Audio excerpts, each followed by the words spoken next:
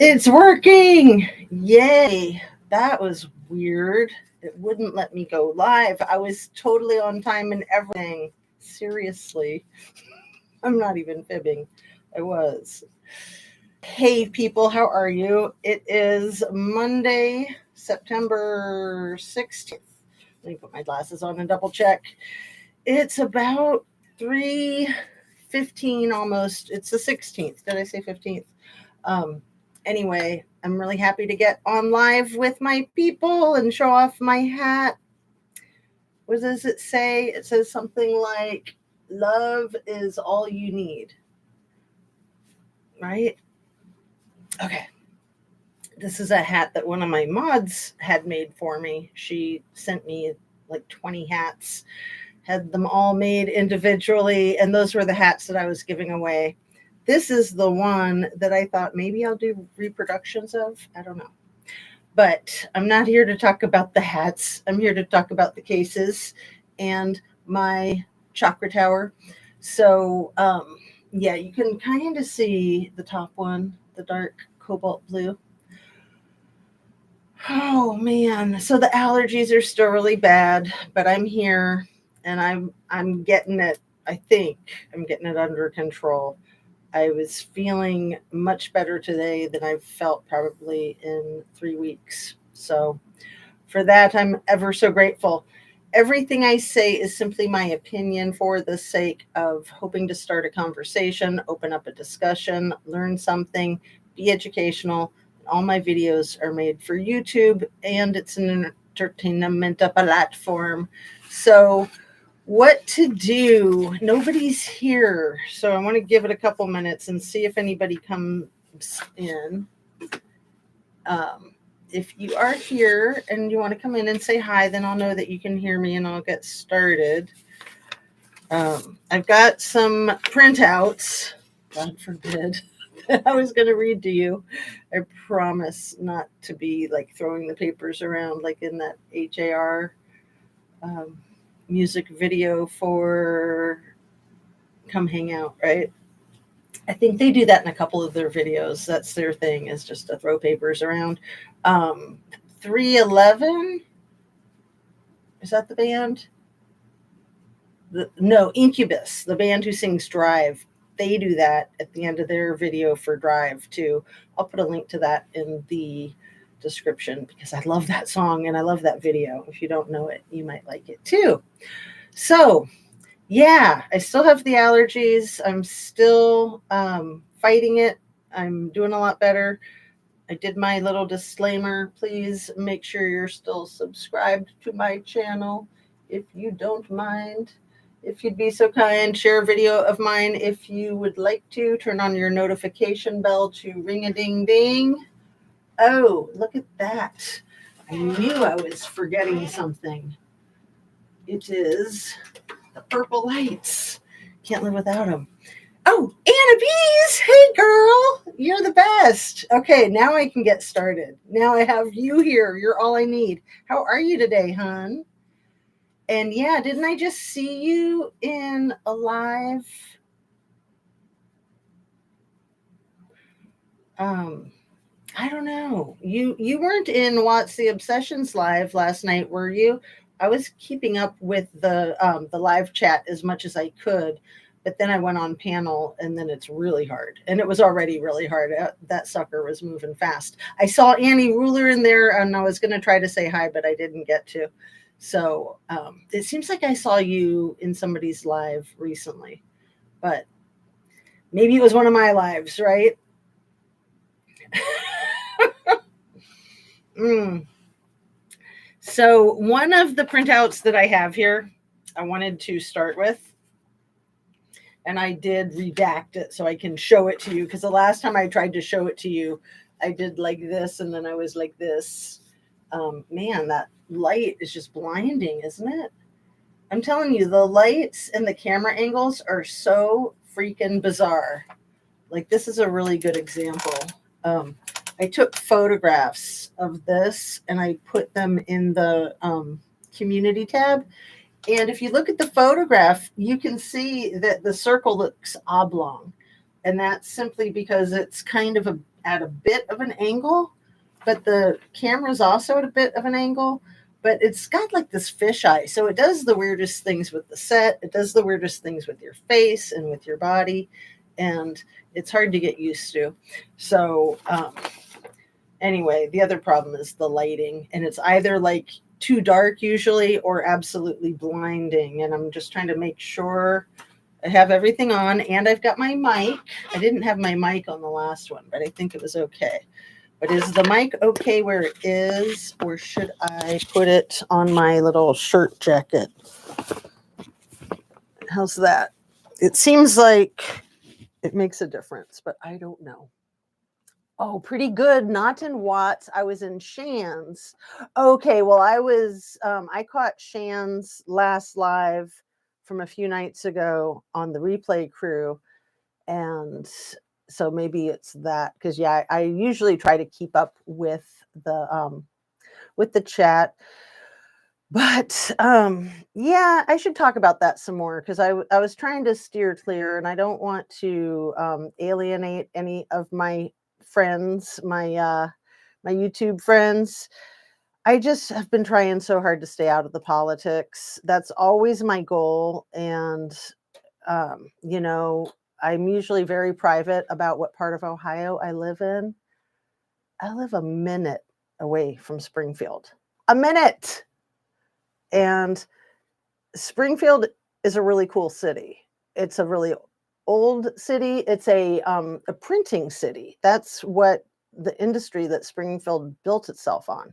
So since the internet was concocted, Springfield has been in the dumps, and it's been a ghost town. Oh, it's louder on my jacket? Good. Thank you, Anna. Thanks for the info. So Springfield it was a boom town back in the heyday of its publishing days. Like, every freaking magazine in the world was printed in Springfield. And then the internet happened, and then Springfield just died. And there's a lot of problems with Springfield, but the legal immigrants are not one of their problems. They don't have a problem with illegal immigrants there. And they have invited immigrants to come into the community to fill factory jobs that a lot of the locals don't want. They're too busy, smoking crack or whatever. And no, I didn't say that. I take it back. No, there's a huge rug problem all across this country. There's a huge rug problem in the state of Ohio. There's a huge rug problem in every city in Ohio, probably worse than a lot of the other cities across the country. Maybe not like Missouri. I know Missouri's really bad too. But Ohio's really had a rough go. But the roughest go right now, and I could just cry, is that they had to close their college on Saturday and Sunday. Wittenberg College is an excellent, excellent university. It's right in the heart of downtown Springfield. And it's a beautiful freaking campus. Like, go online and look at the photographs. There's like the most amazing park there. There's an art museum. Frank Lloyd Wright, I don't know if he lived there, but he did a couple of major buildings in downtown Springfield. And downtown Springfield is beautiful, but it's crime laden, and it's not anything to do with immigrants. And like I said, all of the immigrants there, almost all of them, are legal, and they were invited, and they have been helping that community. And that's all the Republican governor of our state has been talking about. And it's all that the mayor of Springfield has been talking about. They've been begging people to stop with the propaganda because it's creating a lot of stress. They had to close the elementary schools. They had to close, I think, all the schools Thursday, Friday. They had to close all the government buildings. But when I heard they had to close Wittenberg, the freaking gem of a university, and mind you, this is right outside of Cedarville, Ohio, which Cedarville is actually where our governor is from. And Cedarville has one of the largest Christian colleges in the world. And they're a really cool school, and I'm sure that they're going to get down and get busy to help the situation in Springfield. It is so freaking dire. So as much as I've been trying to stay out of politics, and Shan, I love Shan. She was talking so much smack about politics in her last live. I could barely keep it on, but I did keep it on because I didn't want to miss when she started talking about, the Kylie Rodney case. But it was painful. It was really painful. And, I tried not to talk about it in my last video. I just want to steer clear. I have strong opinions about politics, but that's not why I'm here. But violence is not acceptable. And I do want to talk about violence, not so much in a political capacity. Hold on.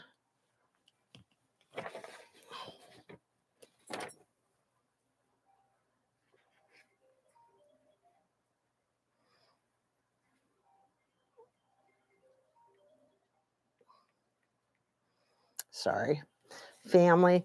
So, not so much in a political capacity, but I want to talk about domestic violence because that is a common thread in so many of the cases that I focus on. That's a common thread of almost all of the cases that have gotten me involved in having a YouTube channel. I don't know. Oh, I'm going to read your comments, Anna. Don't worry. My train of thought with the phone and the thoughts and I love you. And I don't want to lose my train of thought, but I think I've already lost it. Was I saying something?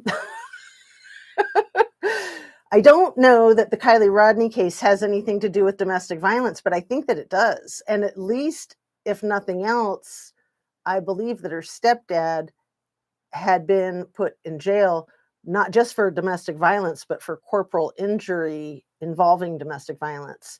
And I hope that he's changed, but for the most part, people like that don't change. And what I really want to talk about, and where it does get political too, is that the leading cause of pregnant women becoming unalive is exactly what took Sandra Birchmore out. You guys, you know what I'm talking about, right? The leading cause of pregnant women expiring is domestic violence, is the baby daddy wiping them out. So if a woman's right to choose is obliterated, all that's going to do is increase fatalities in domestic violence. It's a pretty much guaranteed disaster. Pretty much guaranteed disaster. And like I said, I don't like to talk about such divisive things. You guys know I'm a mental health counselor. As a mental health counselor, you might have caught this in my last video. Terminations of pregnancies are called therapeutic terminations of pregnancies, whether that's for mental health reasons or physical health reasons. They're considered therapeutic. Nobody wants to get one, but when a person needs one, they need one. And it's just really frightening to see a woman's right to choose disappearing. I don't even like to say choose because, like I said, women don't want that. They feel like they're backed into a corner and there might not be any other solution, or it's just the lesser of the evils, pick your poison.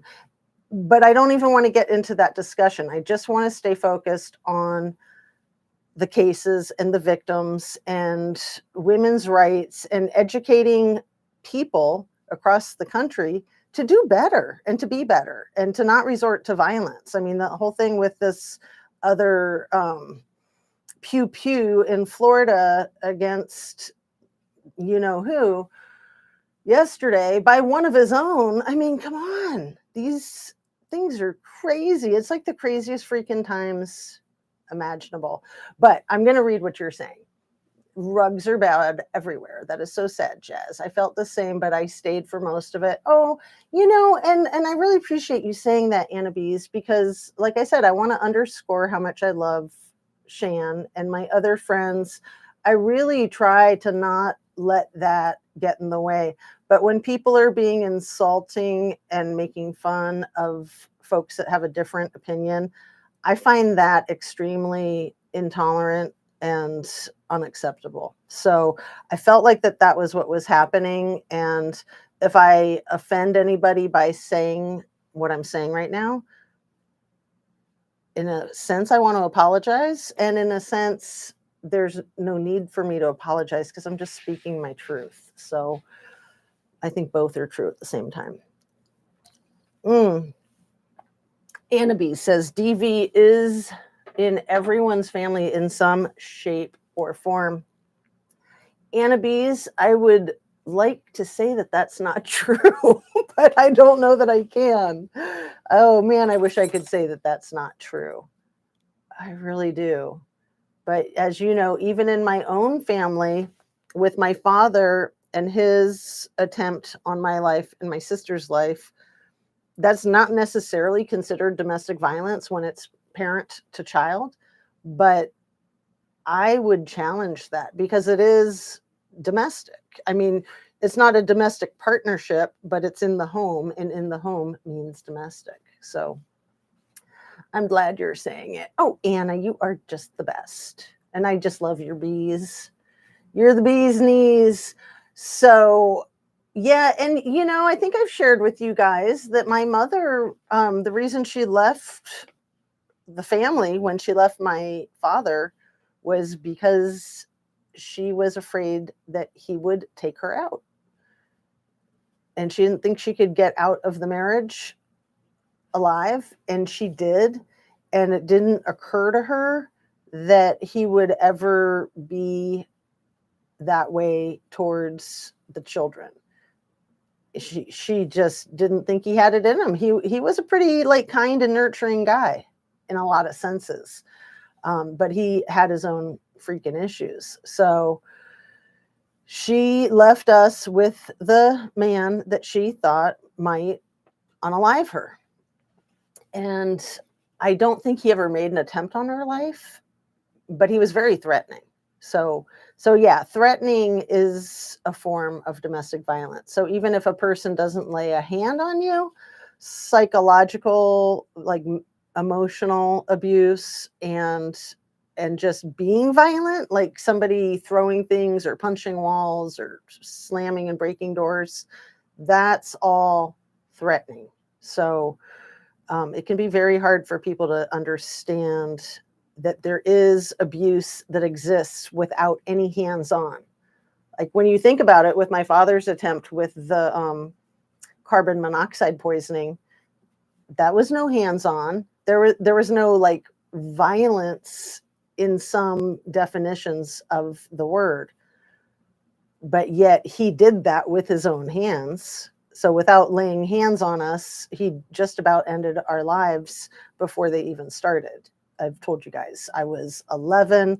My sister had just turned 13. And we're so lucky that the dog was there and saved us. I have my doggie here too. Hey, Mookie, come here. Mookie, come. Don't you want to be in the show? Come here, baby. I'm not giving up this time. I gave up too easy the last one. Come here, baby. Come here. Come here, honey.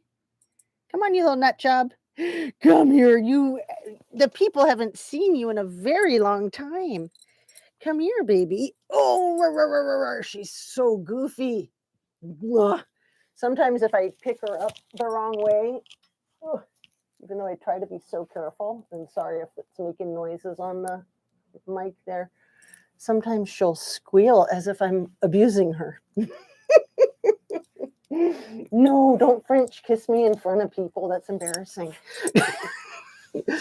But don't you love her, Anna? Isn't she the sweetest thing in the world? And that heart on her head. I did not put that there, but you know, it goes with my hat very well, doesn't it? It's like a perfect black heart. Do you see that? I'm not kidding. I did not fill that in with a Sharpie. I didn't even touch it up or nothing. I'm so sorry that happened to you. It's terrible that parents take out their issues on their kids. Well, it is really sad. He had his own issues from being abandoned and put in an orphanage when he was a kid. So I can almost give him a break for that. But he was extremely toxic and dangerous. And, toxic is kind of my buzzword of the day. Yeah, what a cutie pie. Hey, Bex, Anna, and Mookie. I'm like, who's the third person you're saying hi to?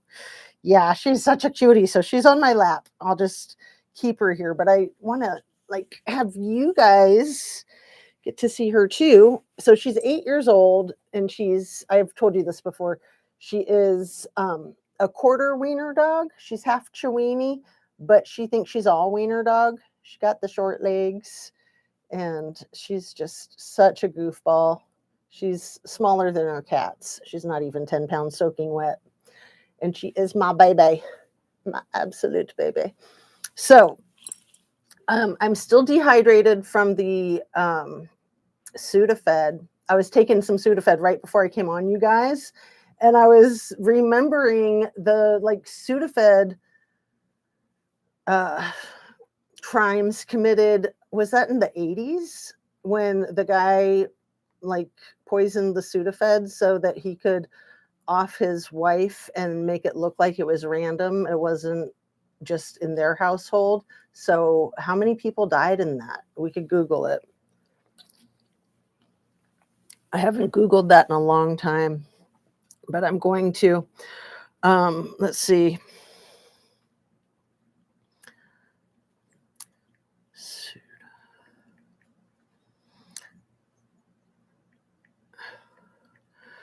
Crimes against humanity. So I was talking about the crimes against humanity game in the Kiely Rodni case in the last video. Okay, so Sudafed crimes. This is so sad. What comes up is basically the people making crack out of it, right? The first thing that comes up is a conviction leads to as much as $850 in fines and up to 30 days jail time. It's that's not very much. But the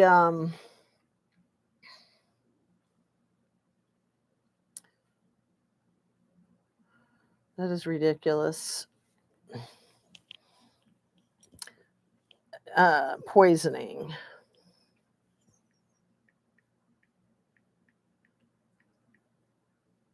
There was actually a case of a dad poisoning his son. I think it was in Texas, but it was when we lived in San Francisco when I was in first grade.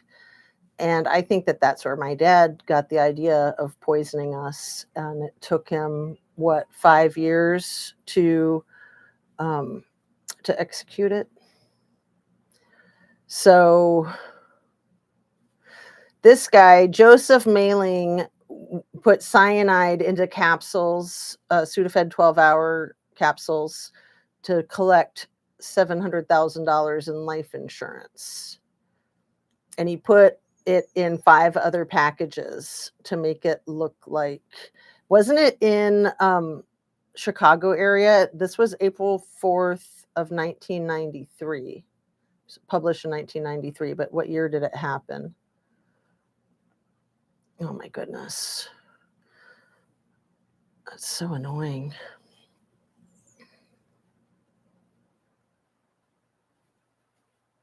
The New York Times, Justice Law. So he was found guilty in 1993, but I'm trying to find out when it happened, what year it was. If it was, I just took a stab at it and said in the 80s. It's just been so long. I honestly had no idea. I was close. It looks like it was in the 90s. Okay, she survived though, February 2nd, 1991. But somebody in Tacoma, Washington passed away. Oh, so it was in Washington State, because Tacoma, Washington, and Lacey, another person, passed away. All in the Tacoma and Olympia area. It led to a $17 million recall.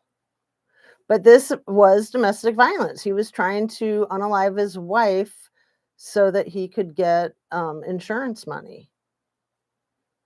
And he was considered a remorseless liar. Huh? We know a few of those, don't we? Like JP. I want to talk about Micah Miller today, too. Sandra Birchmore, Micah Miller. I suspect that Kylie Rodney's case had some domestic violence, possibly. I'm suspicious of Jägermeister. And I'm super suspicious of the Hamburglar. You can't not be. Come on. And then Suzanne Morphew. Oh, did you guys see that Barry Morphew got the judge fired? Did you see that? She recently was fired. I'll put a link in the description. So that makes sense why we haven't heard anything in that case, because it's been bogged down with more corruption and quagmire. So yeah, this guy was trying to get rid of his wife. So that was in Olympia, Washington area. And that was in 93. I had moved out of the Olympia, Washington area in 1992. But anyway, we won't continue looking at the phone. I drive myself crazy with that. So, wasn't it Tylenol? Oh, the Chicago case. I think you're right. Yeah, I was thinking of Tylenol too as I was talking. So Tylenol. So now I am doing it. Tylenol poisoning. I used to have voice activation hooked up, but then I ran out of room in my phone. I had to delete every freaking app that I had.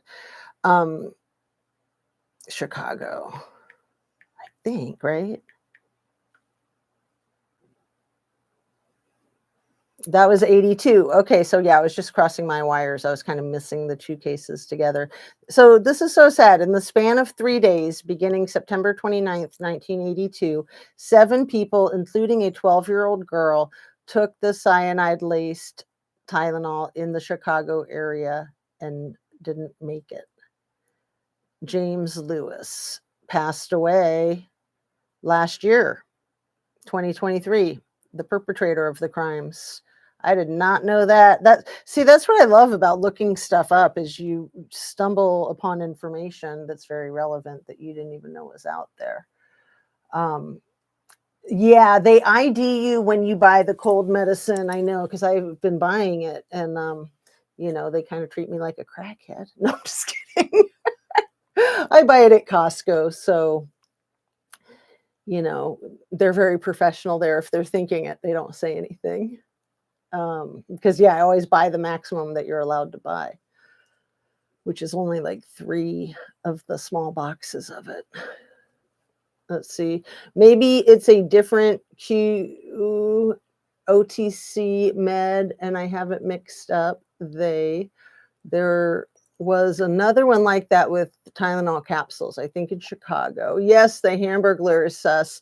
Yeah, and it might not be a popular opinion, but I am one of those people who has continued to hold on to suspicion of Jägermeister. Not that I want to, but just he's done too many suspicious things. And that's not even counting his most recent suspicious thing with that video that he posted and the comment, "Show me them holes one day." And that wasn't his comment. That was Amber's comment on his thread.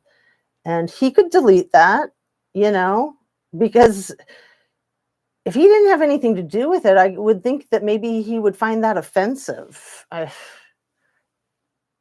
Right?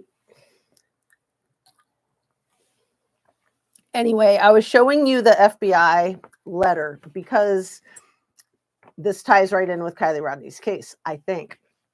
When Gabby Petito's stuff got put into the vault online, they sent me this letter on June 21st of 2024.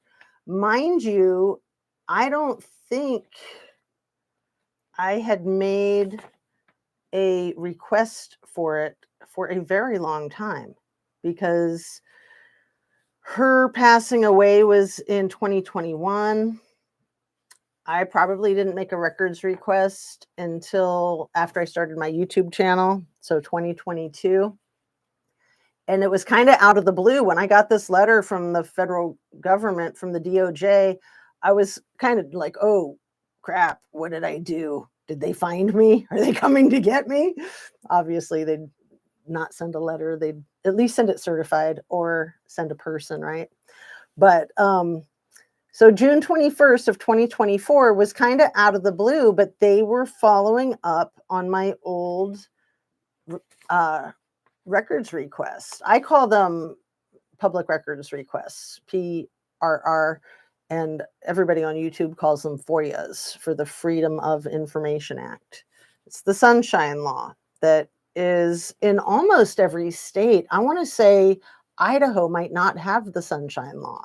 That might be one of the big differences when we're looking at that whacked out Idaho case. But I didn't get one of these in Kiely Rodni's case. And I'm wondering if anybody got one of these when Kiely Rodni's information showed up in the vault. If they sent me this with Gabby Petito's case, they should have sent me this with Kiely Rodni's case.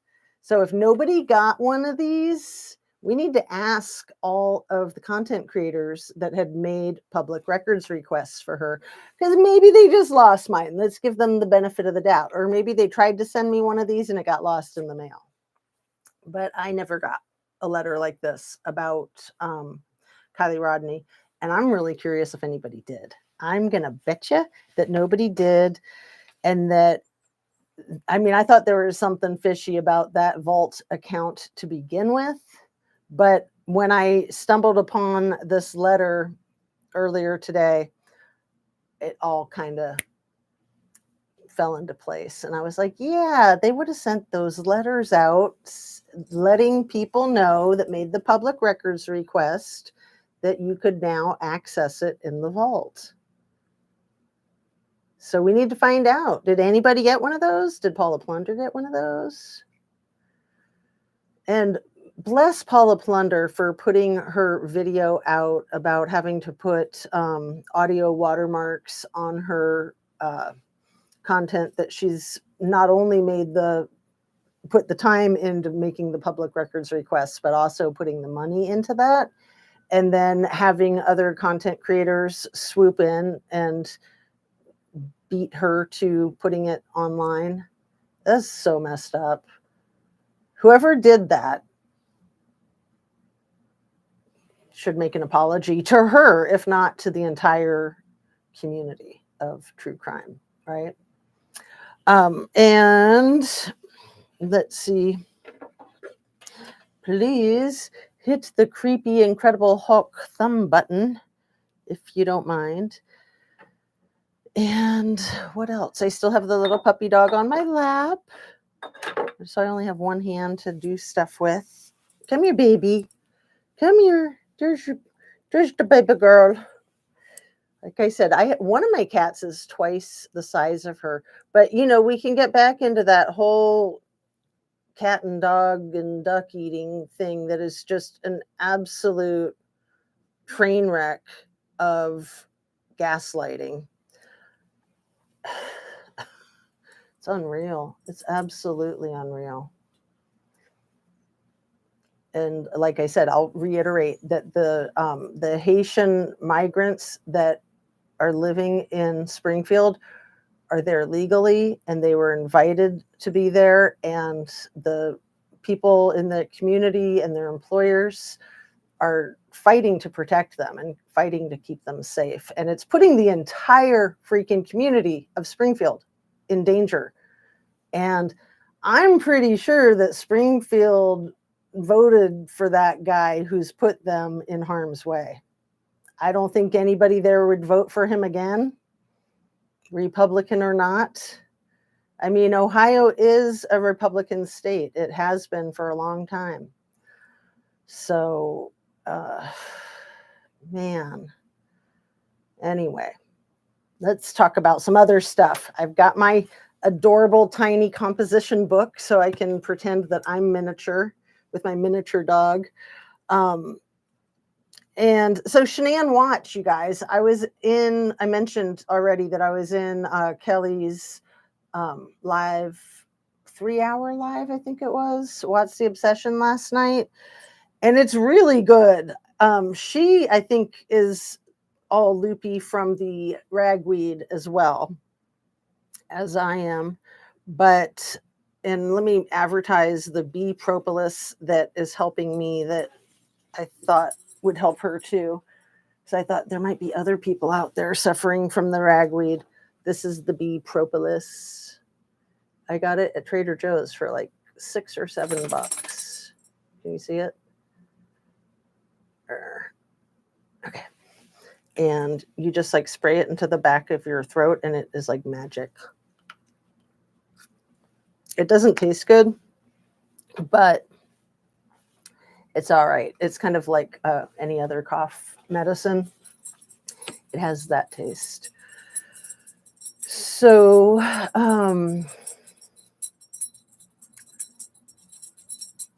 Hamburglar is sus. Did Shan put like a form letter to ask for the public records? Well, she did that in one of her most recent videos, and she made a list of the 44 contacts, the agencies that we can make that request from. I don't think I asked for it for anybody from any other agency other than the federal government, because that's usually my go-to when a case is being covered by multiple jurisdictions, you know, the local, like town law enforcement, the sheriff, county sheriff, and the state, the like in Ohio, it would be the OSP, the Ohio State Patrol, California, CHP, California Highway Patrol, and then the federal. I usually just go straight to the feds, but what is interesting is like that the feds came in on the Sandra Birchmore case. That's the only reason why that police officer, Matt Farwell, got arrested, is because the federal government, the FBI agents, took that case upon themselves. And I was speaking to this in one of my recent videos that probably the local law enforcement, the jurisdiction that he's in, that he worked for, they probably asked the FBI to come in and help because they had this horrific problem in their department. It wasn't just him, it was the police chief, it was his identical twin brother, and it was a lot more, as we see in the Karen Reed case that has the same Stoughton PD and some of the same officers involved in both of those cases. And then they talk about the whole thing with like the Brady Giglio, which, you know, they talked about that in the Helena Hutchins case with Alec Baldwin. That was why they threw it out, was the Brady Giglio. And then in the Idaho 4 case, that Idaho Highway, I think it's ISP, Idaho State Patrol Officer, Tolson, is that his name? Officer Toulson or something like that? Tolson, like Toll House almost. I'm pretty sure that that's it. But he was the guy who took the sheath into evidence, who had an active Brady Giglio complaint about him for another red rum in Bonners Ferry. That whole thing with those doctors, Dr. Drake and the other chiropractor. And then they got a false confession out of the doctor, and he went down for that. But then here he is showing up 4 hours away from Bonners Ferry and being just, what a coincidence that he just happens to be the one to take the sheath into evidence. Give me an effing break. These people, man. But this is the problem, is that they have it wired and they get away with it a lot of the time. Like in the Idaho case, if it wasn't so huge, it probably would have been unnoticed virtually. If it was like a single unaliving rather than a multiple slaughter. And the situation with Sandra Birchmore, how many people in positions of power have done exactly what Matt Farwell did, what he's been arrested for allegations that he did it. He has not been found guilty yet. I don't think he's confessed yet. But how many other police officers and pastors and other positions of power, these men that are perpetrating domestic violence on their spouses or their side chicks or you know, people that they pick up, like the oldest profession in the world. Those folks that are in that industry are so susceptible to that type of unaliving and abuse. So susceptible. And it used to be pretty much unrecorded. They would put NIH on the cases, you guys. NIH on the cases when it involved a person from the adult industry, let's just call it that for the moment.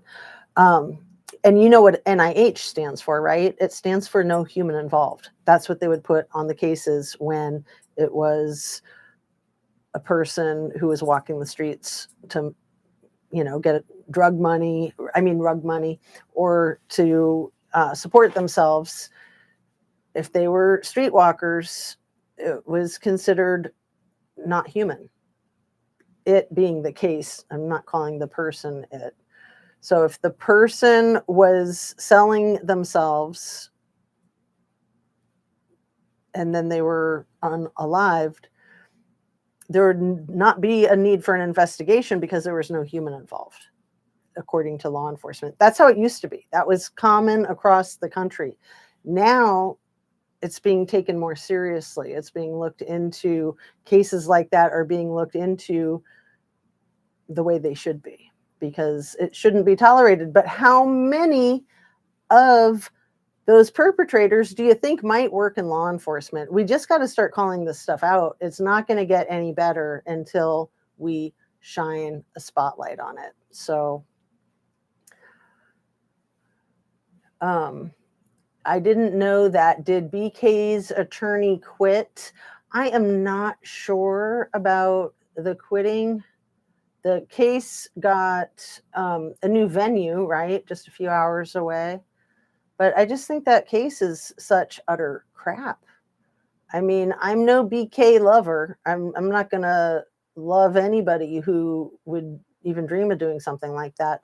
But I don't think he did it. I think it is getting pinned on him. I mean, we have to remember, too, the whole thing with Susan Payne. And we know Brett Payne was the one who found the sheath. That his dad's name is also Brett Payne. And Susan Payne sounds like it might be his grandmother, but she was one of like 4 people that bought the house right across the street from Kohberger's parents. I want to say that the house was purchased on November 14th. I'd have to look it up. It's been a long time since I've looked at that, and I have no idea where I'd find it in my notes. But I posted about it on my community tab. So I will pull that up on my community tab and I'll repost it. I've been posting a lot on the community tab lately, but I don't get a lot of traffic there. So Susan Payne was one of 5 or 4 people, I think, that purchased this $400,000 house that is directly across the street from Kohberger's parents. And I want to say that they purchased it like 2, maybe 3 days after the quadruple slaughter.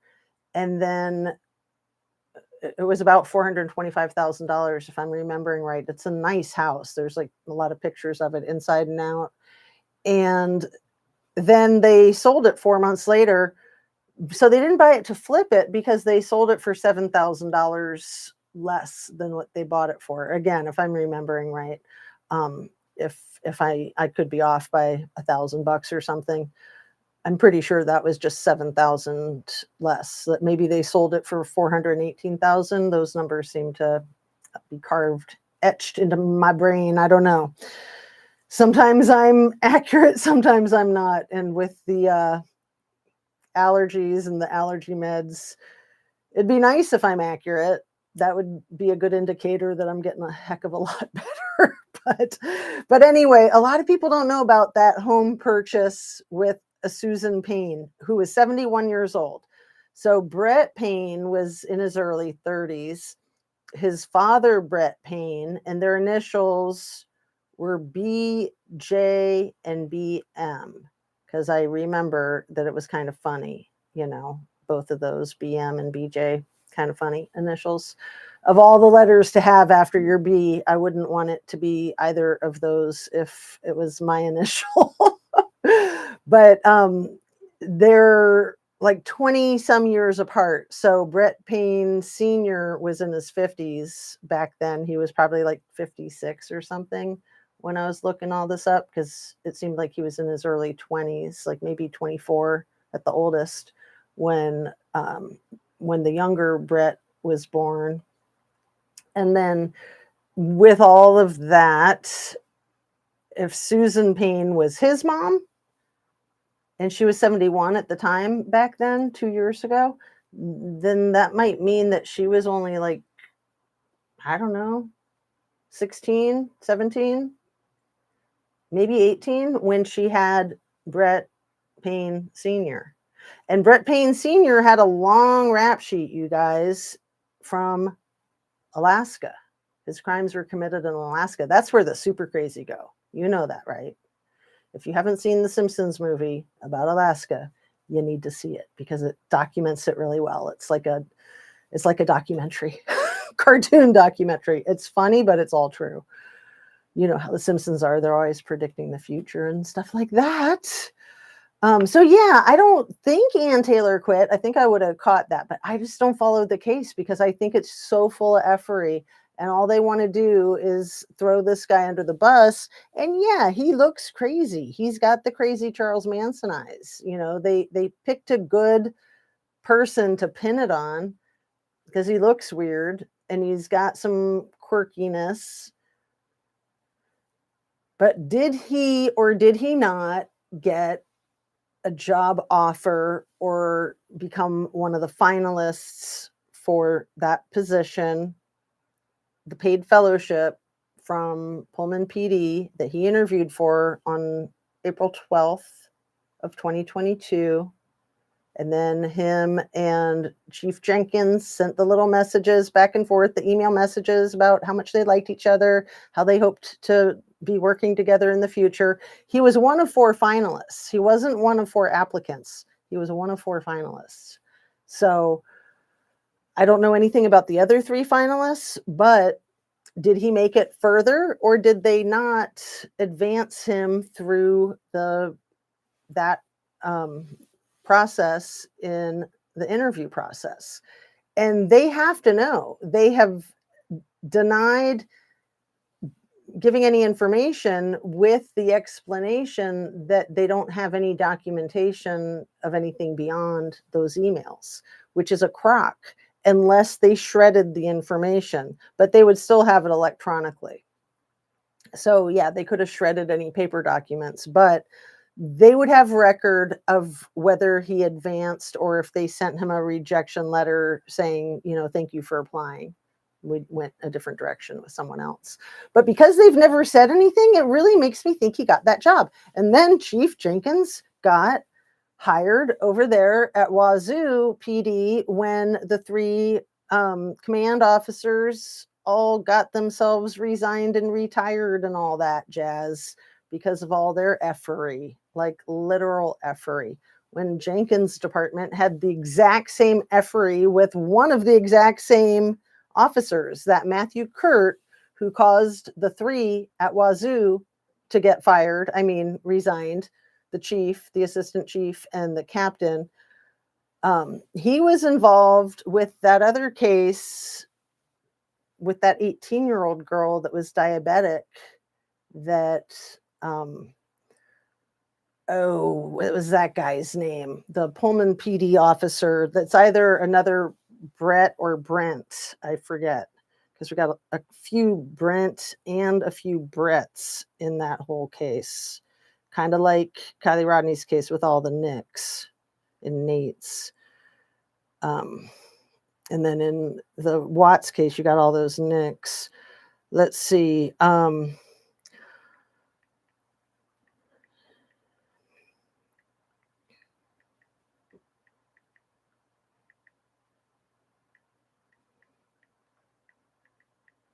It always drives me nuts when I can't remember this guy. His is one of the names that I almost never remember. And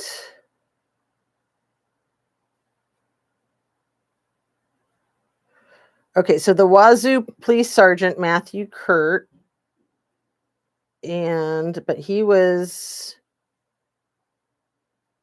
involved with the other guy, Daniel Hargraves. There we go. So Daniel Hargraves was the one at Pullman Police Department, and his crime, his sexual misconduct crime, they call it misconduct. It's a crime.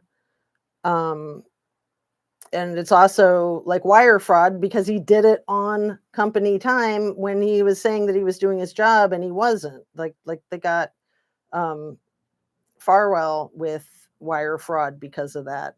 And these two, Hargraves and Matthew Kurt, they both did that same thing. Anyway, felony custodial sexual misconduct against a Washington State University student in spring of 2018. So that happened on Jenkins' watch. So for Jenkins to be like the dude who swoops in over at Wazoo to clean up their mess when he had the exact same mess in his department. And it even involved the situation with Hargraves. Hargraves called Matthew Kurt, or Matthew Kurt was the one that picked her up the second time, and they both abused her, I'm pretty sure. Allegedly, in my humble conspiracy theory opinion, right? Okay, enough about that mess. See, I go sideways when I talk about the Idaho 4 case because they just want to act like there's this big bad wolf named Brian Koberger who did this because he's vegan and because he's an incel, and there's no evidence of him being an incel. In fact, there's evidence that he was not an incel. But stay focused on these cases.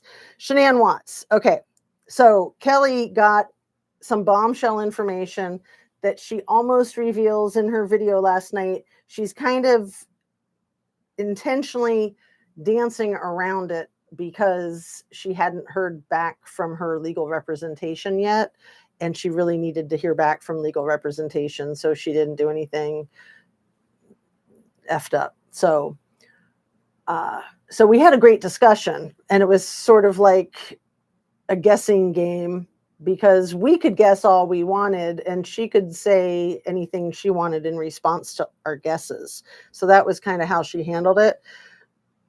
If she's well enough, she'll be doing another live tomorrow night about the Shanann Watts case with this bombshell material and full consultation with her legal representation. So I'm really looking forward to that. I think Kelly does a phenomenal job. There were some people in the chat complaining like, oh, you're just like baiting us along. It's like, no one's making you watch it. No one's baiting you along. You're baiting yourself along. Like if it's too frustrating to not know, then come back when you can know. Watch it next week and then you'll know.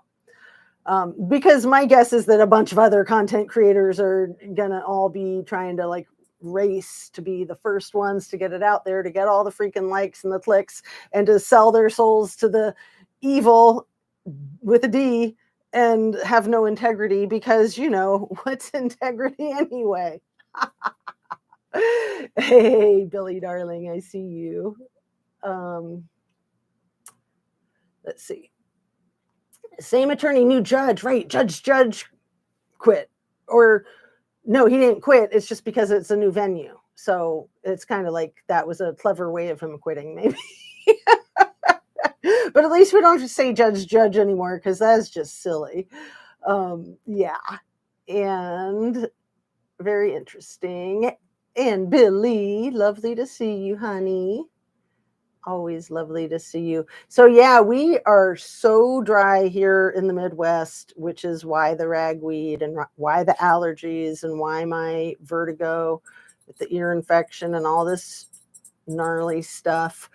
But nothing like out in California. Oh, I am so sorry you guys are suffering with that weather and that heat and those fires. So, I thought of something conspiracy theory like with the fires in Hawaii and California. And I thought maybe this is their way of wiping out a lot of the market, a lot of the product of green, the green product. Maybe that's how they wipe it out, so that then they can sell more of what they manufacture in the growth facilities. The only reason I thought of that was because there was a video about the fires right next to a video about recreational marijuana. And just the thumbnails right next to each other. I was like, wait a second. How come I never thought of that? What do you think, Billy Darling and others, anyone who wants to weigh in on that?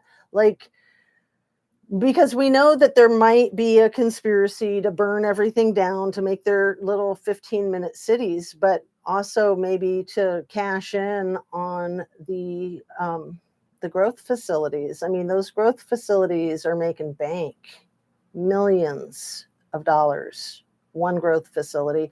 It'd be interesting to see how much revenue one growth facility can put out. Like, how long does it take them to get to $1 billion? I doubt it's very long. I doubt it's very many years. Okay, so Judge Stephen Hippler is taking over for Judge. Well, Judge Hippler is kind of fun to say, isn't it? We can call him hipster. Yes, there's a lot of effery in Idaho case and Kylie's case. I'm telling you, I didn't get one of these letters when Kylie's stuff went to the vault, like they sent me with Gabby Petito when her stuff went to the vault, to let me know this is in response to your Freedom of Information Act request. Please see the paragraphs below for the relevant information specific to your request, as well as the enclosed addendum for standard responses applicable to all requests. So this is just a standardized letter, but it says, if you're not satisfied with the FBI's determination in response to your request, you may administratively appeal by writing to the Director, Office of Information Policy, the OIP, the DOJ, Washington, D.C., or you can you can submit on their online portal, creating an account, following the instructions on their website.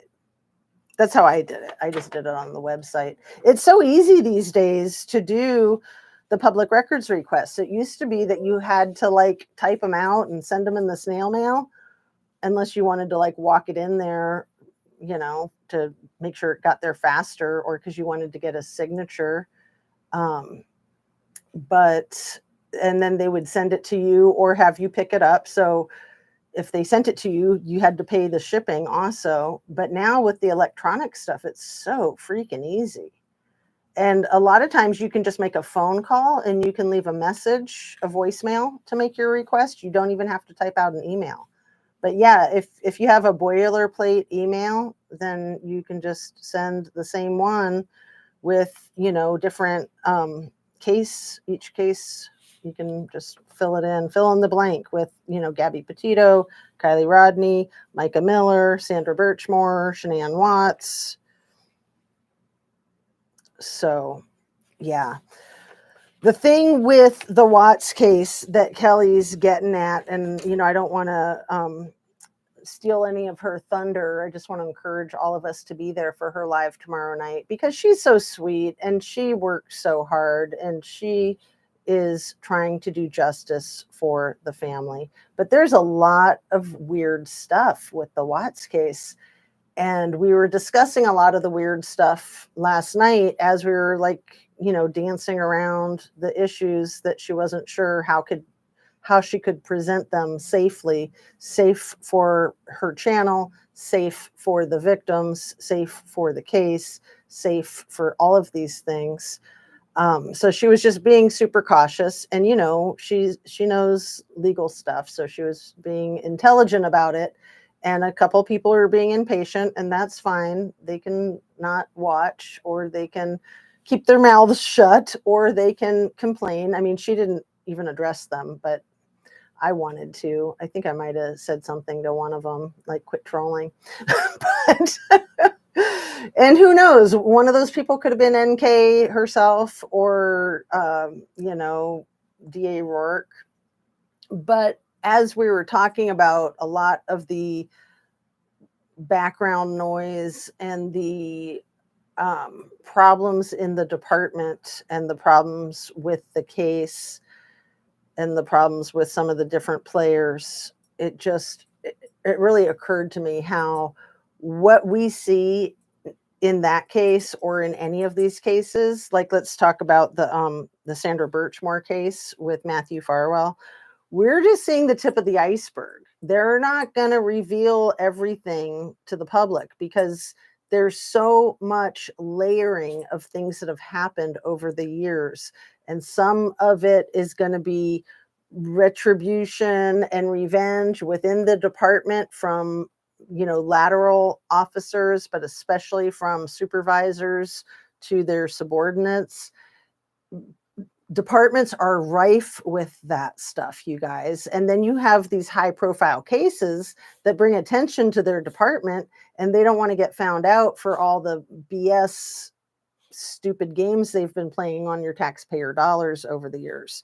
So that's how people can get out of trouble. Like Matt Farwell could get out of trouble because he worked for that department. So he has a lot of dirt on that department. He knows what they did to cover up what he was doing. And they did cover up what he was doing. I mean, Sandra Birchmore was 12 when she got involved in the Explorers program. And then he wasn't there for 2 more years. Like she started, I don't want to throw out too many numbers. I'll confuse myself and my dog sneezing, distracting me. Come here, Mookie. Come here, baby. I might need to let her out. Come here, baby. Quick drink. So Farwell's twin brother. So Matt Farwell, and then what's his douchebag brother's name? I'm forgetting at the moment. Other Officer Farwell. So Matthew, and you guys can look it up. But then their police chief. So all 3 of them had statutory with Sandra Birchmore, this tiny little 4'10", adorable, cute as a bug's ear girl. And it wasn't just those 3. There were more, but those other ones aren't being prosecuted. Maybe because they did plea deals. I don't know. I mean, you don't know what's going on behind the scenes, but it's the dirt that people like Matt Farwell have on the department that allow them to get away with the crimes that they commit, because they can throw other people under the bus. Like even the new chief, the female chief that's trying to straighten things out, she's probably the one that invited the FBI in. Sure, she's not squeaky clean either. Maybe, but not very likely. So, let's see. The patterns are so similar, sus. So since the FBI released their severely redacted report, does that mean they closed their part of the case? It should mean, yeah, that they closed their part of the case, but they also should have sent those letters out to everybody who'd ever made a request. I had not updated my Gabby Petito request probably for at least a year, if not 2. Because let's see, it happened in 2021. I started my channel in 2022, and I'm pretty sure that I requested her file twice. So probably the first time was in 2021, sorry, 2022. The second time was probably about a year later, like summer of 2023. And then the letter came, I think, June of 2024, basically saying the case is wrapped up and it's in the vault now and you can look at it. And this is how you access the information. So, I mean, sunshine laws are really cool. Like other countries, we're not allowed to be privy to that kind of stuff. But, you know, the whole idea is that we live in a democracy, and what the government does is public information. So, transparency in the government is the law. However, the laws aren't that well enforced. I'd like to say they don't really have teeth. When departments dodge around giving you the records because they say that, you know, there was a glitch in the system, we don't have anything on tape from that day. It's always the case. How many times, if you guys have ever done public records requests, have you gotten that as a response? Oh, there was something wrong with the surveillance camera that day. Sorry. Sorry, not sorry. Body cam footage, surveillance footage, you name it. That is often the response, is that it doesn't exist. But more often, the response is something to the effect of, you need to narrow your search. You need to be more specific about what you're asking for. So the problem with that is that you have to know what's there so that you can ask for it. So if you say, just send me everything on the Gabby Petito file, which is probably what I did, they did that. They put it into the vault and said, here, it's in the vault. You can go look for yourself. But many times there would be a letter back saying, that's too broad. What exactly is it that you want from the Gabby Petito file?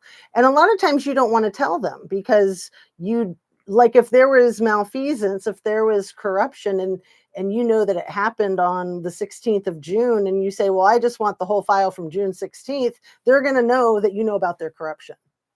So you don't always want them to know, because that literally will put a target on your back.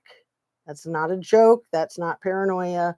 That's the truth. So you want to be a little bit vague. Like you might want to say, well, I want everything from June 12th to the 17th, because, you know, that's what I'm asking for. When really you're just looking for this stuff on the 16th, but you don't want to tell them that. So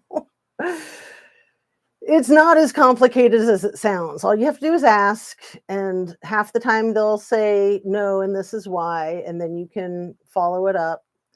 And half the time they'll just give it to you.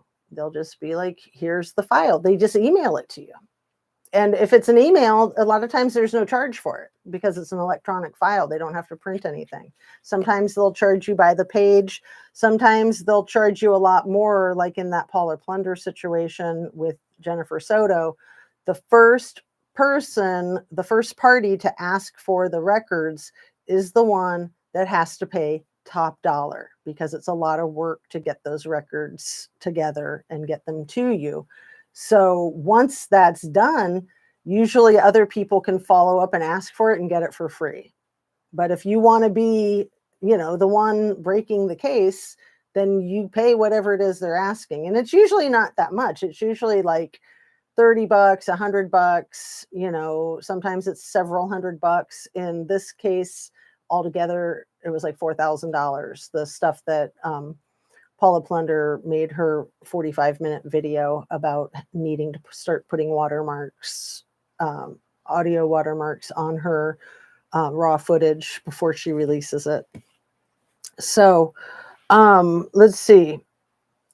So we're talking a little bit about the Gabby Petito case, and we talked about Sandra Birchmore, Shanann Watts, Micah Miller. Dang. What a scumbag. You know, JP we all know is a dirt bag and a half. But if you look at his face in all of the interviews, he's really doing the Chris Watts, Sammy Smith, Scammy Smith, cat that ate the canary, Duper's delight thing. Like, he's smiling when he should be crying because he's so happy that he's duping us, he thinks. It's so disgusting. Well, we're already an hour and 10 minutes. So,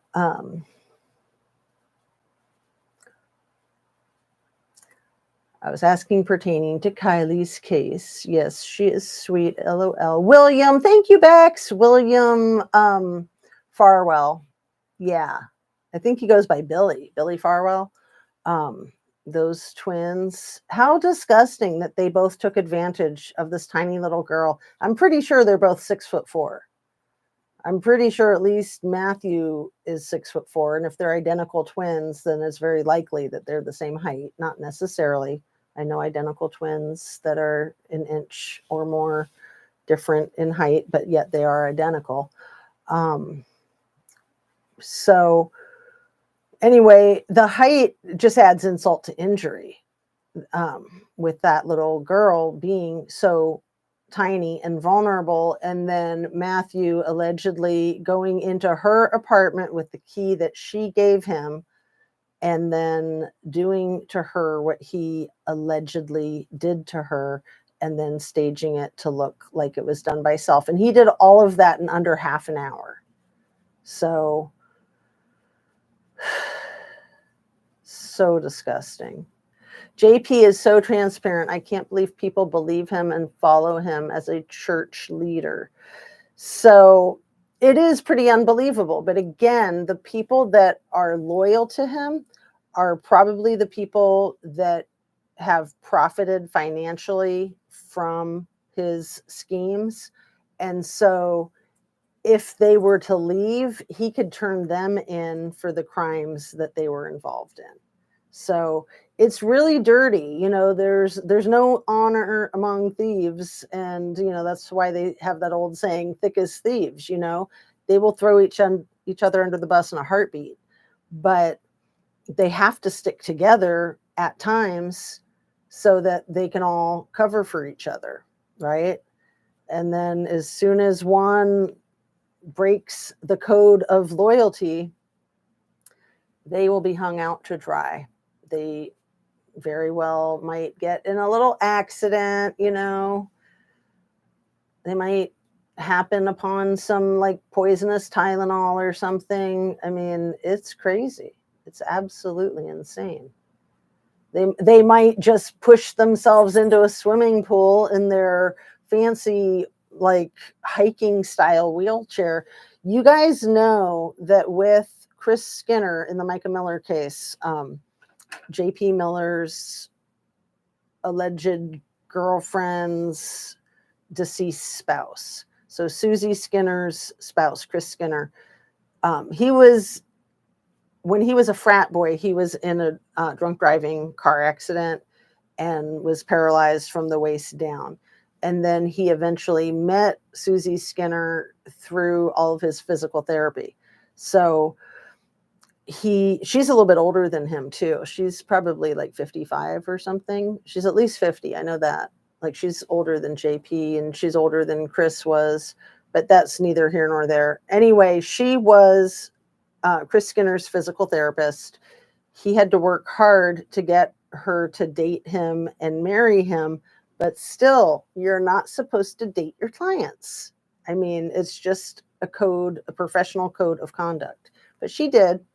And then they had a couple of kids, and then they did a big fundraising thing to raise like the $10,000 or $20,000 that it took to get him this really deluxe wheelchair that was remote controlled and like mountain bike quality, so they could like go hiking, they could go outdoors. It was all terrain.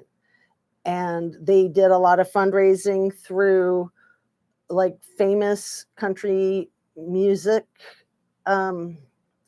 country musicians. There are people that volunteered, the famous country musicians who volunteered to do fundraising at their concerts for the wheelchair. So I think it was somewhere in the range of $10,000 to $20,000. That wheelchair was only a year old when it went into the drink. And mind you, it was remote control operated. And there's a glitch in the surveillance tape, because they say that it's all on surveillance tape. Like, oh no, there was no foul play. It's all on surveillance tape when Chris Skinner's wheelchair went into the water. The part where he goes into the water is missing. Hello, it was a glitch. And then the person that he was allegedly meeting for the chess game is never mentioned in anything. And that's really important. We need to know who he was meeting with, or law enforcement needs to know. That's crazy. And then this was 2 weeks after he had told JP Diddy to stay the F away from his wife and kids. Give me a break. Give me a break. That's just so freaking scary. And it's so much like the Daybells with their spouses dropping like flies, and then they could get together. So with Micah not being alive anymore and Chris Skinner not being alive anymore. And how sad. I mean, it's hard enough for the kids to have lost their dad, but if it was their mother that did it, then they lost both parents at the same time once she's discovered. If she was involved, allegedly, in my humble conspiracy theory opinion. And let me always kick the credit to Rich Lux for that silly little cliche that he coined. Okay. Thanks so much for joining me, you guys. I love you. You're the bomb. I'm so happy to be feeling well today. Wish me luck that I feel well tomorrow and that we can go live again tomorrow.